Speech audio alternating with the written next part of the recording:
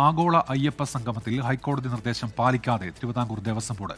അയ്യപ്പ സംഗമ ദിവസം virtual queue slot 5-ൽ 1 കുറച്ചു. 19-20 തീയതികളിൽ 10,000 ഭക്തർക്ക് മാത്രമാകും പ്രവേശനം.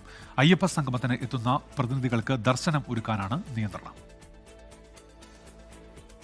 ആഗോള അയ്യപ്പ സംഗമം സാധാരണ ഭക്തരെ ബാധിക്കരുതെന്ന കർശന നിർദ്ദേശത്തോടെയാണ് ഹൈക്കോടതി അനുമതി നൽകിയത്. അത് അംഗീകരിക്കുന്നതായി ദേവസ്വം ബോർഡ് പ്രസിഡന്റും ഉറപ്പു നൽകിയിരുന്നു.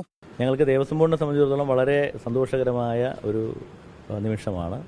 കോടതി ഞങ്ങൾക്ക് അനുകൂലമായ ഒരു വിധി തന്നിരിക്കുന്നു.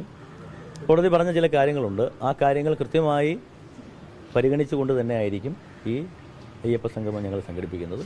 എന്നാൽ ഹൈക്കോടതി നിർദ്ദേശം മറികടന്ന് 19-20 തീയതികളിൽ വെർച്വൽ ക്യൂ സ്ലോട്ടുകൾ 5-ൽ 1 വെട്ടിക്കുറച്ചു.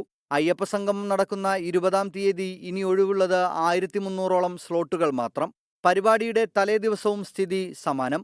ഈ മാസം 16 മുതൽ 21 വരെയാണ് മാസപൂജകൾക്കായി ശബരിമല നട തുറക്കുന്നത്.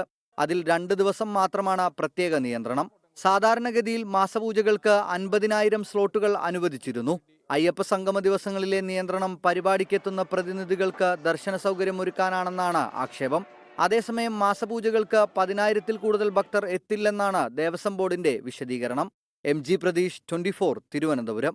ലോകത്തെവിടെയായാലും ഏത് സമയത്തും 24 വാർത്തകളും ഓഗ്മെന്റഡ് റിയാലിറ്റി പാക്കേജുകളും എക്സ്പ്ലെയിനറുകളും വിശദമായി കാണാൻ ഞങ്ങളുടെ യൂട്യൂബ് ചാനൽ നിങ്ങൾക്ക് സബ്സ്ക്രൈബ് ചെയ്യാം.